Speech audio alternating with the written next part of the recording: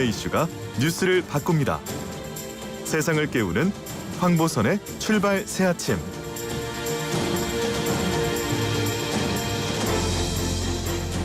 자, 이번에는 경제 이야기로 넘어가 보겠습니다. 서울에 사는 인구가 30여 년 만에 1,000만 명 밑으로 떨어졌다. 자, 이 기사가 나왔는데 이게 이제 보니까 그 내국인요 그리고 외국인 모두 인구가 줄어들었다. 이런 상황인데, 자, 자세한 내용을 한국경제TV 송민아 기자 전화로 연결해서 알아보겠습니다. 송 기자 안녕하십니까? 네, 안녕하세요. 이게 1,000만 명 밑으로 떨어졌다. 네. 이게 정확히 몇 명입니까? 네, 정확히는 이제 지난해 말을 좀 기준으로 991만 1,088명을 기록을 했습니다. 네. 서울은 이제 과거 산업화에 따라서 인구가 좀 급격히 유입이 되면서 1988년에 처음으로 이제 1,000만 명을 넘어섰었는데요. 예. 당시에는 이제 1,029만 명을 기록을 했고요. 네. 이후 이제 계속 증가하면서 1992년에 1,097만 명을 기록하면서 이제 정점을 찍었습니다. 예. 이후로도 이제 꾸준히 이제 감소세를 기록하다가 결국에는 인구가 1,000만 명 밑으로 떨어지게 된 겁니다. 1,000만 명 밑으로. 네. 이게 그러면은 인구가 이렇게 감소하게 이유 뭐 여러 가지 봐야 되겠지만 뭐 큰 게 어떤 게 있습니까? 네, 뭐 이번 좀 인구 감소는 어떻게 보면 이제 코로나19 영향이 가장 컸다라는 좀 분석이 나오고 있는데요. 네. 일단 이제 서울시의 총 인구는 이제 서울에 거주하고 있는 내국인과 또 외국인을 모두 합한 수를 말합니다. 예. 이게 전년 대비해서 내국인은 모두 6만 명이 감소했고, 그다음에 외국인은 4만 명이 감소했는데 상대적인 인구 비율로 봤을 때는 이제 외국인의 감소세가 더 컸던 것으로 이제 분석되고 있습니다. 예. 그래서 외국인은 주로 이제 중국인들의 감소세가 더 뚜렷했습니다. 대다수인 한 3만 2천 명 정도가 감소를 했고요. 이 중국인들의 경우에는 코로나19로 인해서 이제 국가별로 인구 이동 제약이 좀 따르면서 크게 감소했다라는 분석이고요. 조금 특이한 점은 이제 베트남과 몽골의 경우는 서울시로의 유입이 오히려 더 증가했다라는 점입니다. 아, 그래요? 오. 네, 그렇습니다. 이게 뭐 베트남과 몽골 같은 경우에는 조금 대표적인 그런 좀 코로나 청정 국가인데 그러다 보니까 이제 자국민들의 어떤 그 다른 국가로 이동하는데 좀 상대적으로 좀 제약이 덜했다. 뭐 이런 분석도 좀 나오고 있습니다. 그리고 제가 좀 전에 좀 뭐 서울시 인구는 이제 서울에 거주하는 내국인하고 외국인을 합한 수다라고 말씀을 드렸지 않습니까? 그렇죠. 그런데 이제 단순히 이제 내국인만을 좀 놓고 봤을 때에는 이미 2016년도에 1,000만 명 미만으로 감소한 것으로 집계가 됐습니다. 2016년에요. 네, 그렇습니다. 그러면은 이게 우리 저출산이지 않습니까? 네네. 이것도 당연히 이게 가장 큰 이유 아니겠습니까? 아무래도. 네, 좀 그런 부분들 좀 이유로 좀 들 수 있을 것 같습니다. 예, 그러니까요. 그러니까 또 아무래도 지금 이게 또 그 집값 오르는 거랑도 또 연관성이 있을 것 같기도 하고 아무래도 그리고 이제 보통 뭐 서울에 와서 이제 학교를 다니다가 또 취업 때문에 다시 또 뭐 지역으로 가기도 하고. 네, 그렇죠. 또 주택값이 오르니 또 더군다나 사는 것도 뭐 직장이 서울에 있겠지만 또 수도권으로 나가는 경우도 있고. 네. 여러 가지 봐야 될 것 같은데. 자, 그러면은 서울이 그 지역별로도 좀 인구수 차이가 좀 나지 않겠습니까? 네, 방금 뭐 설명해 주신 부분들도 많이 포함이 되어 있는 부분인데요. 먼저 그래요? 좀 자치구별로 좀 설명을 좀 드리자면 거주 인구로 살펴보자면 송파구가 가장 많았습니다. 67만 3천 명이 거주하고 있었고요. 반면에 이제 중구는 13만 6천 명으로 이제 서울 전체 자치구 중에서 가장 적었습니다. 또 강동구하고 영등포구는 전년 대비해서 인구수가 오히려 늘었고요. 강서구하고 노원구 등을 포함한 이제 23개 구는 인구가 오히려 대부분이죠. 그러니까 인구가 감소했습니다. 연령별로도 좀 살펴보면 이제 서울 총 인구수를 분석을 해보자면 25세에서 29세 인구가 가장 많이 거주하는 것으로 나타났습니다. 아까 말씀해 주셨던 것처럼 뭐 대학생, 뭐 유학 온 친구들 뭐 이런 분들도 있을 거고요. 그래서 이제 85만 8천 명으로 집계가 됐고요. 45세에서 49세가 81만 9천여 명, 그리고 50세에서 54세가 80만 7천여 명으로 그 뒤를 이었습니다. 특히 좀 주목해서 봐야 할 부분이 0세에서 4세 인구가 10% 넘게 줄면서 가장 높은 축에 속하는 감소세를 보였다는 점인데요. 그래요? 네, 반면에 이제 85세에서 89세 인구는 11%가 넘게 증가했습니다. 그러면서 저출산, 고령화 추세가 좀 더 뚜렷해졌다. 이걸 확인할 수가 있었습니다. 예, 그 85세에서 89세 사이가 늘어난 11%. 네. 수치가 그 0세에서 4세니까 그러니까 신생아 네네. 이 감소한 수치와 거의 일치하네요 보니까 그러면. 네, 그렇습니다.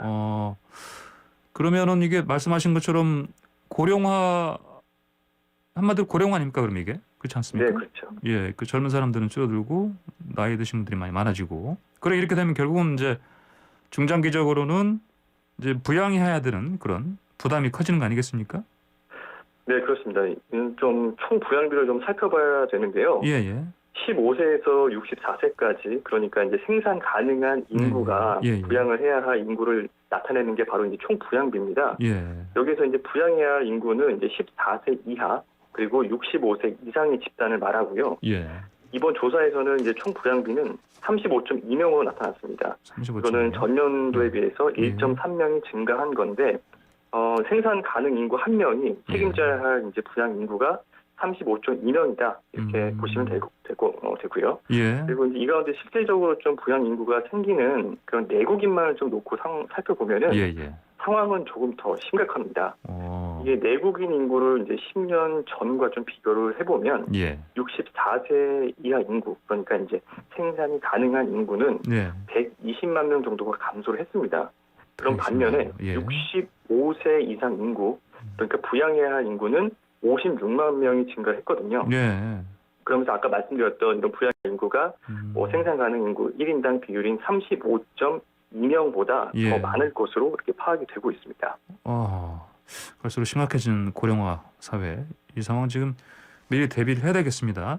네, 그렇습니다.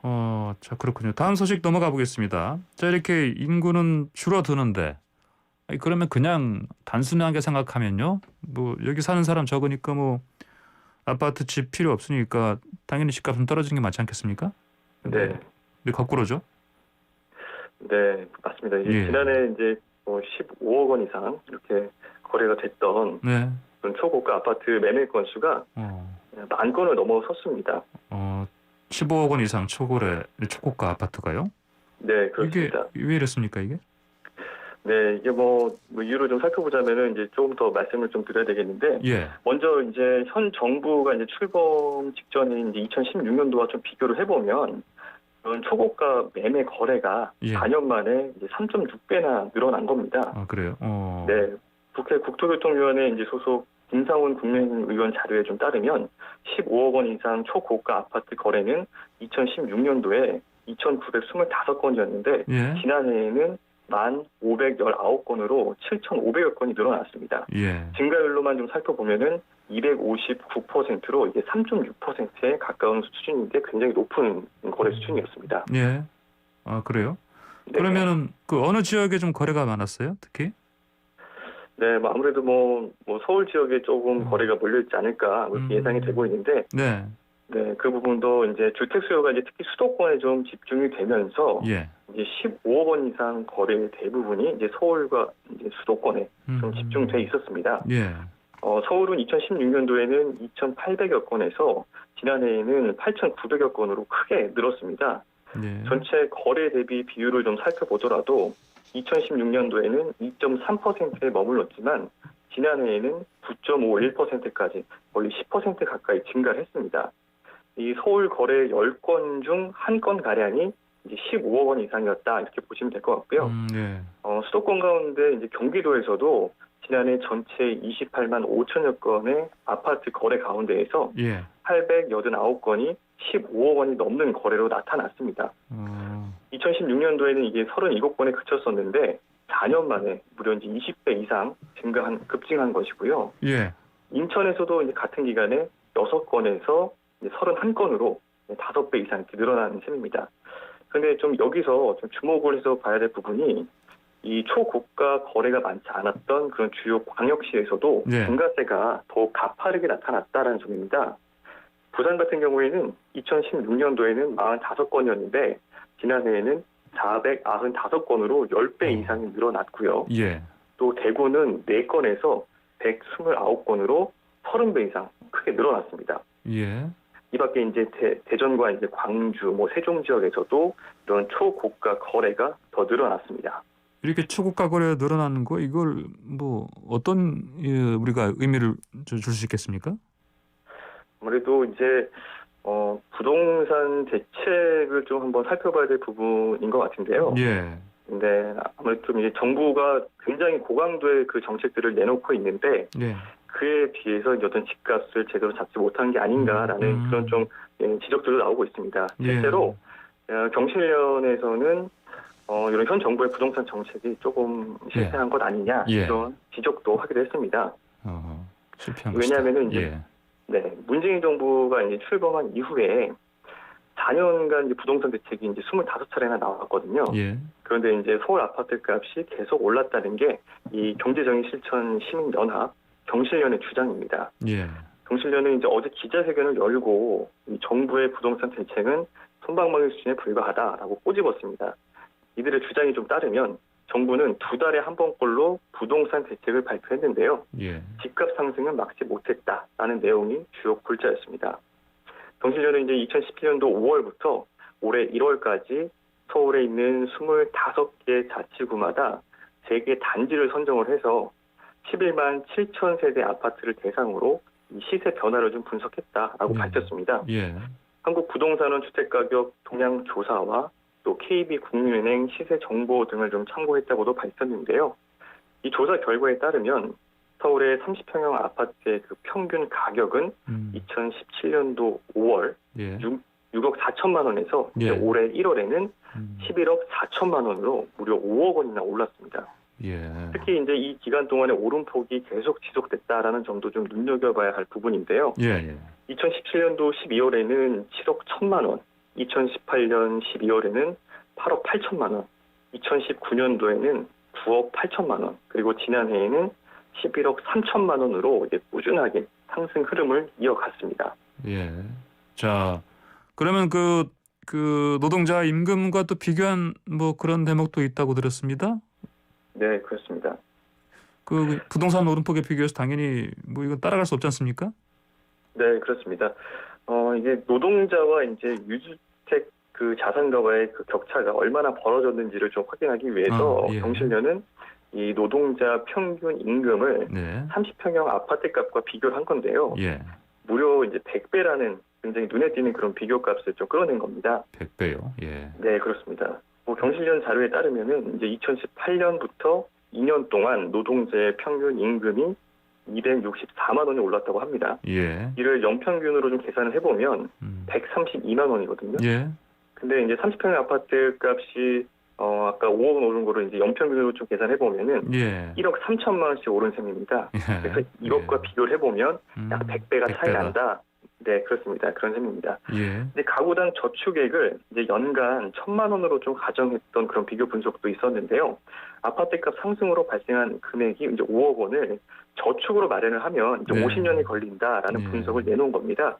이는 그 주택 소유자하고 무주택자 간의 그런 자산 격차가 50년 가량 난다라는 것이라고 이제 지적하기로 했습니다. 50년 가량요. 네, 그렇습니다. 또 아무래도 또 이제 강남 그다음에 비강남 비교 그다음에 또 해본다면 아무래도 강남 쪽에 그 상승률을 좀 끌어올지 않았을까 이런 생각이 드는데 맞습니까? 네, 저도 뭐 그럴 거라고 좀 예상을 했었는데 상승률만 놓고 보면은 비강남 지역의 아파트값 상승률이 더 높았습니다. 아, 그래요? 네, 정부가 고강도 집값 대책을 내놓기 시작했던 이제 지난 4년 동안 비강남 아파트값 상승률은 80%를 보였는데요. 이 기간 동안 이제 강남 아파트값 상승률은 73%였습니다. 그러니까 비강남 지역이 7%가 더 높았던 겁니다.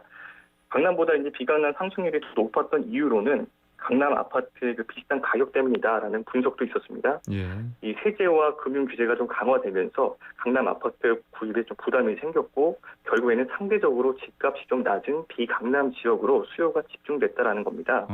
그런데 이 비강남 지역의 집값이 상승하자 또다시 이제 강남 집값을 좀 자극하는 셈이 됐거든요. 그러면서 결국에는 서울 전역에 있는 그 집값이 폭등하는 그런 결과가 나오게 됐다는 건데요.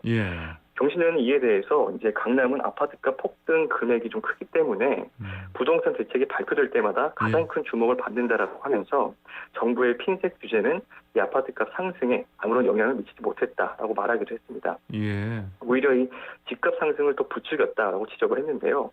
이 집값이 잠시 주춤하면 또 대책을 발표하면서 결과적으로 모두 9억 4천만 원가량 상승을 했고요. 예. 특히 이제 2018년도에 921 대책, 그리고 이제 2019년도에 57 대책, 또 지난해에는 84 대책과 같이 이런 신도시 재개발, 재건축 공급 발표가 나올 때마다 예. 아파트값 폭등의 어떤 기점이 됐다라고 지적을 했습니다. 예, 알겠습니다. 자, 오늘 경제 이야기 여기까지 듣겠습니다. 감사합니다.